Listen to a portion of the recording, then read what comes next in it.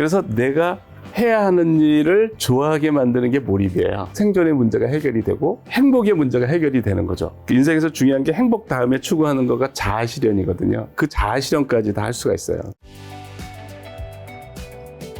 사실 이제 저도 굉장히 몰입에 대한 관심이 많아서 예전에 올림픽 네. 금메달리스트 분들 33명 인터뷰하면서 네, 네. 최후의 몰입이라는 책을 냈었는데 네네네. 그 책을 내게 된 이제 어떻게 보면 뭐든지 모티브란 건 있을 수 있잖아요. 네네네. 그게 아마 그 당시에 또 제가 봤던 교수님의 그 몰입이라는 책도 네. 그 책을 내게 하는데 굉장히 큰 동기부여를 줬었는데 네. 사실 이 주식이든 네네네. 뭐 스포츠든 뭐 네네. 부동산 투자든 공부든 어떤 분야든지 네네. 잘할 수 있는 방법 중에 하나가 이제 몰입이라는 게 있는 거잖아요. 그렇죠. 예. 그래서 그 몰입이라는 거를 왜 해야 되고 그 기술을 좀 교수님한테 우리가 좀 듣고 네. 우리 삶에 좀 반영한다면 네네. 굉장히 좀 삶이 많이 변할 수 있지 않을까 싶어서 모셨는데요. 우선은 뭐 워낙 많은 말씀 하셨겠지만 몰입해야 하는 이유랑 네네. 몰입의 사고의 장점과 효과 이게 네. 어떤 게 있을까요, 교수님? 그 제임스 베리라는 피터팬을 쓴 작가가 있어요. 피터팬. 네네네. 네. 제임스 베리가 뭐라고 그랬냐면 행복의 비밀은 내가 좋아하는 일을 하는 것이 아니고 내가 하는 일을 좋아하는 것이다 이렇게 얘기했어요. 그러니까 사람들이 자기가 이제 좋아하는 일을 하면서 행복을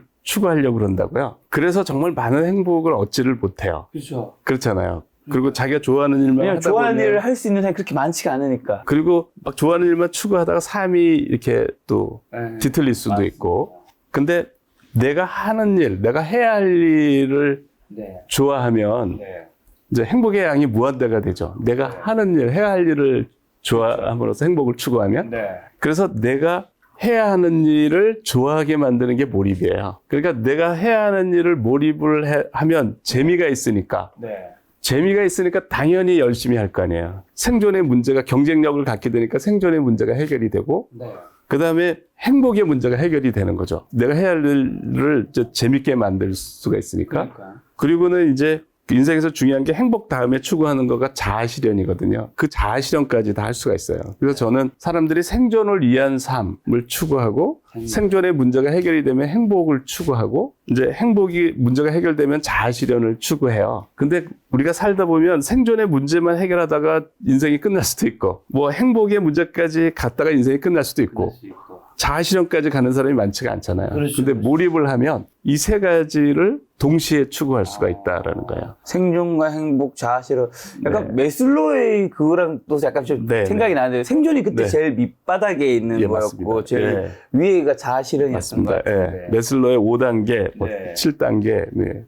어쨌든 뭐 몰입을 하게 되면 이런 것들을 좀 해결할 수 있다라는 건데 그럼 이제 사실 요즘 시대는 몰입하지 못하는 분들도 좀 꽤 많이 있는데 어딘가에 몰입하지 않으면 그럼 어떻게 되는 거죠? 몰입의 효과 말씀해 주셨고. 그러니까 제가 이제 몰입을 이해하려고 뇌과학을 이제 많이 공부를 했어요. 그러니까 뇌과학을 많이 공부했는데 그 중에 이제 몰입한 상태, 몰입하지 않은 상태, 그 상태를 이제 이해할 수 있는 거가 하나가 의식이라는 게 있어요. 의식. 조금 어렵게 느껴지더라도 되게 유용한 거예요.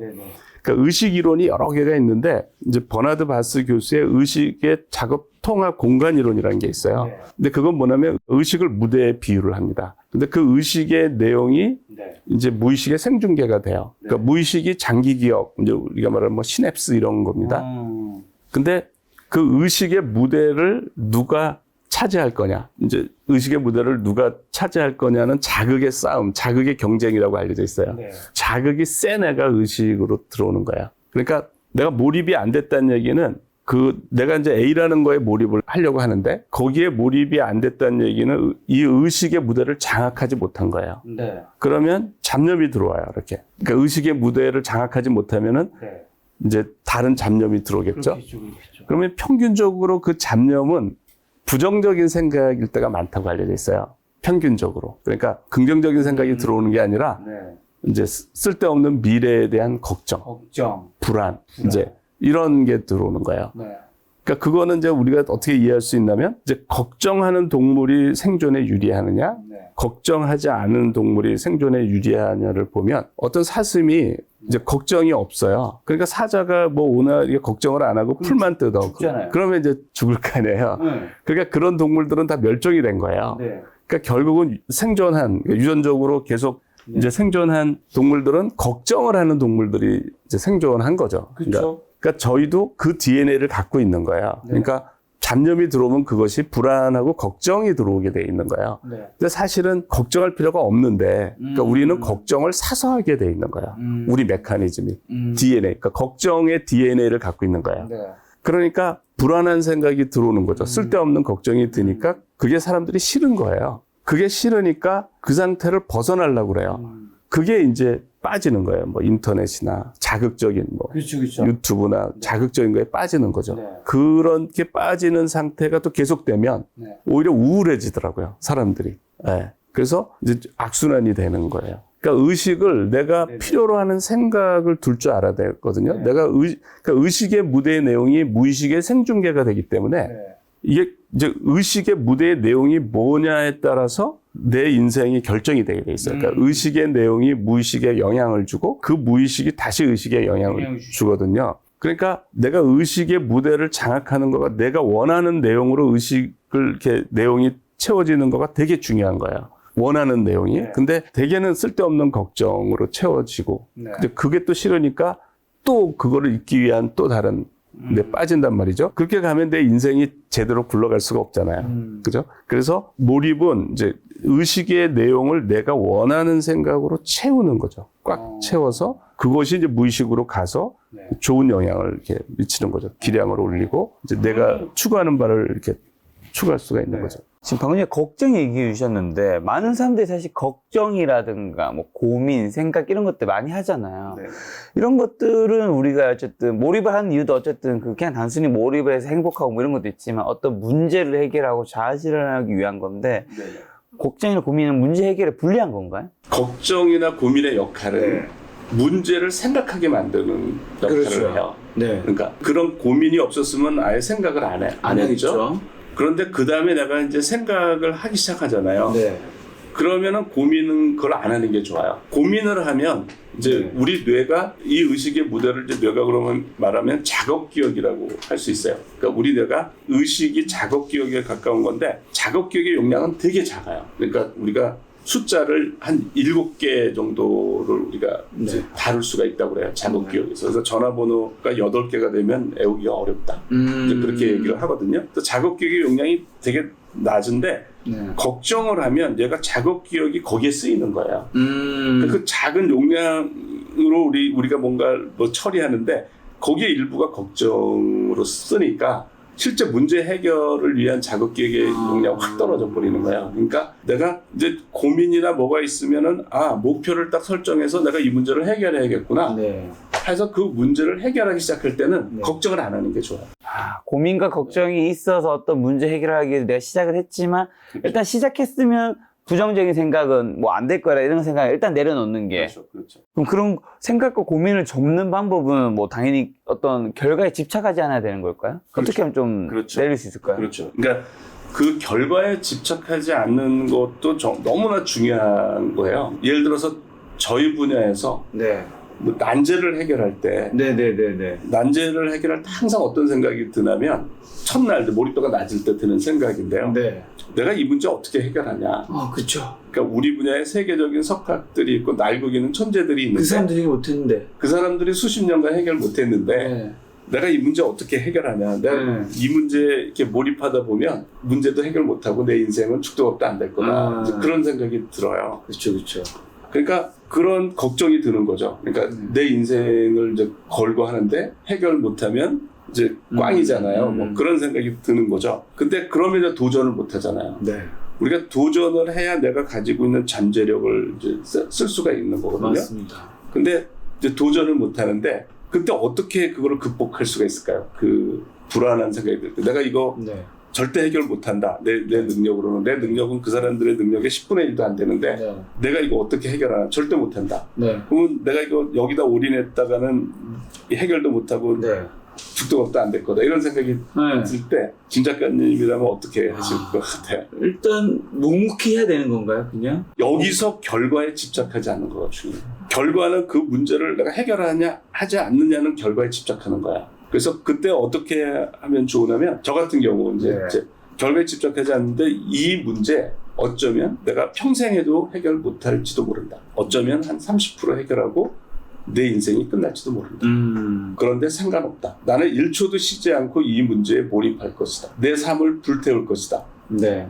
이것만큼은 틀림없다. 이제 결과에 집착을 안 하고 내가 할 수 있는 과정, 그건 내가 할 수 있잖아요. 그렇죠. 가정에 최선을 다하는. 예. 그렇게 되면은 그걸 극복할 수가 있어요. 그래서 많은 경우에 뭐 제가 이제 저한테 몰입을 도와달라는 뭐 사람들 보면 뭐 수험생이라든가 이 사람들이 걱정을 하는 거예요. 떨어지면 어떡하나, 뭐 예를 들어 수능이 다가오거나 뭐 중요한 시험이 다가오거나 뭐 중요한 콩쿠르이 다가오거나 걱정을 하는 거죠. 걱정을 하는데 그 걱정이 몰입을 방해해요. 그래서 그럴 때는 결과에 집착하지 마라. 결과에 집착하지 말고 결과는 너의 영향력 바깥에 있는 거니까 결과에 집착하지 말고 네가 할 수 있는 건 과정이다. 과정은 네 영향력 안에 있는 거다. 너가 지금 1초도 쉬지 않고 노력하는 거, 몰입하는 건 얼마든지 할 수 있잖아요. 그래서 그렇게 하라고 그러면 진짜 시험 같은 거 떨어지면 어떡하나 이런 있잖아요. 떨어지더라도 1점이라도 더 맞고 떨어지자. 이렇게 마음을 먹으라고 그래요. 그게 처음에 말씀하신 뭔가 걱정이라든가 고민이나 이런 부정적인 생각은 어떤 일을 시작하고 난 다음에 내려놓는 게 좋다고 하셨는데 그것까지는 결과에 집착하지 않는 거는 사람들이 좀 같은 거라고 생각하실 수 있는데 이게 다른 거죠. 그렇죠? 결과가 뭐 실패한다가 아니라 어쨌든 나는 여기 가정에 최선을 다한다. 근데 곰곰이 생각해보면 과정에 최선을 다하는 거가 성공 확률이 제일 높은 거예요. 그 시간에 걱정하고 있으면 뭐 건강에도 안 좋고 그렇잖아요. 근데 그걸 벗어나서 빨리 몰입도를 올려서 기량을 올려야 되거든요. 그러니까 이거는 어디에나 적용이 돼요. 뭐 회사에서도 뭐 예를 들어서 일주일 만에 불가능한 걸 하라는 거야. 예를 들어서. 그러면 스트레스를 받는다고요. 내가 이거 어떻게 하냐. 뭐 이제 뭐 걱정만 한다고요. 근데 그렇지 말고 그럴 때도 어쩌면 내 일주일 동안 이제 해도 이거는 실패할 수도 있다. 실패할지도 모른다. 그런데 상관없다. 1초도 쉬지 않고 여기에 몰입하겠다. 이렇게 하면은 성공 확률이 10초 8구 성공합니다. 근데 그 무리한 최선을 하라는 게 아니에요. 저는 밤을 새우거나 절대로 그렇게 무리한 최선을 하지 말고 깨어있는 시간, 졸리면 선잠 자고 깨어있는 시간만 1초도 쉬지 않고 몰입을 하는 거죠. 그러면 10중 8구 좋은 성과가 나오고요. 만약에 이제 실패를 했어. 이제 그럴 수도 있잖아요. 그러면 이제 상사가 야단을 칠 거 아니에요. 실패를 했으면. 그러면 어떻게 하면 되냐면 제가 이제 몰입 클럽에 있는 분들한테 그렇게 코칭을 해요. 실제로 이런 일이 일어나고 있어요. 야단을 맞으면은 얘기를 하라고 그래요. 죄송합니다. 결과가 만족스럽지 않게 나와서. 그런데 저는 지난 일주일 동안 이 문제를 1초도 쉬지 않고 이 문제를 생각했습니다. 관련된 걸 논문을 보고 내가 퇴근할 때도 이걸 생각하고 뭐 이동할 때도 생각하고 밥 먹을 때도 이걸 생각하고 화장실 갈 때도 생각을 하고 나는 1초도 쉬지 않고 이 문제를 해결하려고 노력했는데 시간이 부족해서 현재 지금 이렇게 나왔다. 이렇게 얘기를 하라는 거죠. 그렇게 하면은 깜짝 놀라요. 1초도 쉬지 않았다는데 무슨 말을 하겠어요. 그러니까 깜짝 놀라요. 대부분은 또 미안하다고 그래요. 나 그렇게 하는 줄 몰랐다. 이제 그러죠. 그래서 저는 그렇게 얘기를 하라고 그래요. 이렇게 노력한 거를 보여줘라. 그 방법이 어쨌든 어떤 어려운 문제 사람들이 그걸 할 때 가장 좋은 방법이다. 결과에 집착하지 않고 과정에 최선을 다하는. 그 대신 무리하고 밤새 그렇게 하지 말라는 거예요. 그럼 무리하지 말고 깨어있는 시간 온전히 거기다가 올인하는 거죠. 그리고 아까 또 스마트폰 얘기해 주셨는데 지금 시대에 아무래도 몰입을 방해할 수 있는 전 가장 큰 것 중 하나는 누구나 다 알 수밖에 없는 게 스마트폰일 것 같은데 이거 스마트폰 얼마나 우리의 몰입을 방해하고 있고 혹시나 스마트폰은 왜 또 뭔가 우리 몰입을 방해하는 게 있다면 어떤 게 좀 있을까요? 그 지금 스마트폰 때문에 전 세계적으로 ADHD 환자가 급증하고 있대요. 너무 늘 것 같아요. 그러니까 우리의 이제 의식은 왜 자극의 경쟁이라고 그랬잖아요. 그러니까 자극이 센 거에 우리가 관심을 가질 수밖에 없어요. 우리의 의식이. 근데 이제 스마트폰에 워낙 자극이 센 것들이 많잖아요. 그러니까 계속 거기에 의식이 이제 쏠리는 거죠. 그래서 집중을 못 하는 거예요. 그러니까 아무 방해받지 않고 뭔가 하나에 집중하는 시간들을 가져야 되는데 이제 계속 집중을 이제 못 하는 거죠. 또 큰 자극이. 특히 이제 어린애들은 그래도 어른이 되면 그래도 뭐 통제력이 있는데 어린애들은 이제 그런 게 없으니까 더 빠지죠. 그러니까 식당 가면 아예 그냥 이거 보고 있더라고요. 부모님이 식사하고 계시고 이제 아무래도 힘드니까. 그러니까 이제 몰입이 더 필요한 거예요. 그러니까 몰입은 스마트폰으로 이렇게 분산되는 그거의 정반대 방향의 노력이에요. 그러니까 뭐 A라는 문제를 푼다 그러면은 잡념이 들어오잖아요. 밀려나는 거를 다시 이 밀려난 애를 다시 의식의 무대에 올리고 그러다가 또 이게 얘가 이제 자극이 안 세니까 또 잡념이 들어오고 밀려난 걸 또 올리고 이러면서 계속 의식을 통제하는 의식을 통제하는 능력이 발달이 되는 거야. 그 의식에 내가 원하는 생각을 갖다 놓는 능력이 계속 훈련되는 거죠. 밀려난 애를 다시 올리고 밀려난 애를 다시 올리고 이러면은 어떤 일이 벌어지냐면 잡념이 그러니까 몰입을 못하는 사람은 A라는 문제를 해결하려고 이제 몰입을 하는데 잡념이 들어와가지고 이게 10분, 20분 잡념을 생각해요. 그럼 그 몰입도가 떨어지거든요. 그렇죠. 근데 이 훈련이 이제 몰입 능력이 있는 사람은 잡념이 딱 들어오는 걸 때 딱 알아차려요. 그러니까 거의 뭐 0. 몇 초 만에 잡념이 들어오지 않게 하는 거죠. 그러니까 그러면 이제 자기가 원하는 생각을 의식의 무대에 이제 올려놓을 수가 있는 거죠. 그럼 몰입 상태에서 문제 해결력은 좀 얼마나 높아지고 아까 또 내가 공부하셨다고 하셔서 내가 이 몰입했을 때 어떻게 변하길래 이 문제 해결력이 높아지는 건가요? 네네. 이제 제가 이걸 이제 의식을 가지고 이해하면 좋은데 그 의식의 내용이 무의식에 생중계된다고 그랬잖아요. 근데 이 무의식은 장기 기억이에요. 그러니까 내가 어릴 때부터 경험하고 학습하고 한 모든 것의 총합이에요. 그러니까 나의 잠재력의 총합이라고 보시면 돼요. 그 용량은 어마어마해요. 우리가 그 무의식의 그 용량이 어마어마한데 그거를 내가 지금 A라는 문제를 해결하려고 몰입을 한다고 쳐요. 그러면 제일 이상적인 거는 이 A와 관련된 거 내가 이제 알고 있는 장기 기억 그것이 다 활성화가 되는 거예요. 그러면 A에 관한 나는 슈퍼맨의 뇌를 갖는 거예요. 그렇죠. 뭐 영재 천재의 뇌를 갖는 거예요. 근데 이 활성화가 지금 얘들이 비활성화가 돼 있잖아요. 그러니까 얘들을 선택적으로 활성화시키는 방법이 의식의 무대에 올려놓는 거예요. 그러니까 얘를 계속 생각을 하면 이게 생중계가 되니까 얘랑 관련된 것들이 활성화가 되기 시작하는 거예요. 가장 빨리 되는 거는 이제 최근 기억들, 그러니까 의식에 잘 튀어나오는 것들. 그 장기 기억이 활성화가 되고 1년 전에 관련된 거, 뭐 5년 전, 10년 전 이런 것들이 활성화가 되는 거죠. 그러면서 이제 이 관련된 것들이 활성화된 다음에 제가 나를 필요로 하네? 그 인출이 되는 거예요. 그러니까 인출이 되면서 풀리는 거예요. 이게. 그러니까 이 의식의 무대에 올려놓는 시간이 길어질수록 활성화량이 많아지고 이거를 해결할 수 있는 도움이 되는 장기 기억이 인출이 돼서 아이디어가 떠오르는 거죠. 이거는 이렇게 하면 되겠네? 이제 이런 일이 벌어지는 거예요. 그러니까 우리의 이 잠재력을 활용하려면 의식의 무대에 올려놓는 시간을 연속해서 올려놔야 돼요. 그거를 길게 하면은 이제 풀리는 거죠. 물론 이제 내가 뭐 한 2시간밖에 생각할 시간이 없고 또 다른 일을 해야 된다 그러면 2시간 하고 또 나중에 시간 나면 또 하고 이렇게 해도 되지만 가장 효과가 좋은 건 연속하는 거예요. 그러면 이제 이렇게 이제 되는데 이때 이제 이 인출이 잘 되는 상태가 이완된 상태예요. 그러니까 기억을 우리가 이제 저장도 하고 기억을 인출도 하잖아요. 근데 기억을 저장하는 물질은 이제 아민성 신경 전달 물질이라고 해서 뭐 도파민, 세로토닌, 노르에피네프린이라고 하는 물질들이 기억을 저장하는 데 단기 기억을 만드는 데 쓰이고요. 그다음에 기억을 인출하는 물질은 아세틸콜린이라고 하는 물질이에요. 그러니까 아세틸콜린이 분비가 잘 안 되는 거가 치매예요, 치매. 그러니까 치매는 기억을 인출을 못 하는 거예요. 그렇죠. 그래서 기억을 인출하는 게 아세틸콜린이니까 아세틸콜린은 우리가 이완할 때 많이 분비가 되고 잠잘 때 이제 분비가 잘 돼요. 그러니까 이완할 때 우리가 아이디어가 잘 나오는 거죠. 문제 해결에. 인출이 잘 되니까 활성화도 잘 될 테니까 몰입도도 빨리 올라가요. 이완한 상태에서. 근데 이제 몰입할 때 제가 몰입 상태가 되면 기적과 같은 아이디어가 계속 나오는 거예요. 그래서 그걸 연구했어요. 그러니까 왜 저희 분야 이제 난제에 도전할 때는 아무리 생각해도 진전이 없어요. 그런데 몰입 상태가 되면 기적과 같은 아이디어가 계속 나오는 거예요. 그래서 이게 도대체 원리가 뭐냐? 그러니까 저는 이제 연구를 하니까 늘 why, 그러니까 왜 그러냐, 그 어떻게 활용하느냐 이런 거에 항상 관심이 있거든요.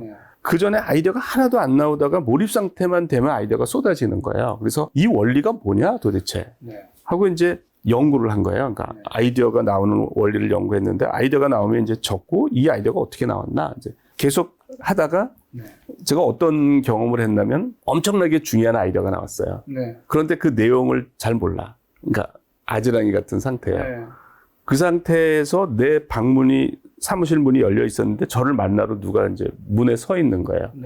근데 그 사람을 내가 마주하면 이 중요한 아이디어를 놓치는 거야. 아지랑이 같은 상태인데. 네. 그래서 계속 긴장해가지고 그 내용이 이제 구체적으로 뭔가 떠오르니까 이제 그걸 적고 고개를 돌리니까 그분이 가고 없어요. 네. 그 자기가 언제 뻔히 하는데 이제 고개도 안 돌리니까 간 것 같아요. 그래서 제가 이제 몰입하면 대인 관계에 이제 네. 문제가 생긴다. 네. 그래서 미리 좀 양해를 구해야 된다고 하는 건데. 네. 근데 이제 제가 그 경험을 하면서 이제 아이디어가 생기는 원리를 알게 된 거예요. 네. 그러니까 그 데이터가 뭘 의미하냐면 저희는 이제 연구를 하는 사람은 데이터 해석에 굉장한 시간을 쏟고 그렇죠. 그거의 전문가라고 보시면 돼요. 네. 어떤 실험 결과가 나왔을 때 이게 뭘 의미하느냐. 이게 뭘 의미하냐면 제가 중요한지를 어떻게 알았냐는 거죠. 내용도 모르고. 그러니까 내가 대개는 내용을 알아야 중요한지를 알잖아요. 네네. 내용을 알아야 중요한지를 아는데 내용도 모르고 중요한지를 어떻게 알았냐. 그건 뭐냐면 그 아이디어가 그때 생긴 게 아니다. 그러니까 그때 생겼으면 먼저 내용을 내가 알고 이거 엄청 중요하다. 이렇게 할 텐데 네. 그때 생긴 게 아닌 거죠. 그 전에 생긴 거예요. 네. 그 전에 생긴 거가 기억으로 이렇게 올라오는데 감정에 내가 먼저 캐치를 한 거예요. 감정에 내가 더 빨라요.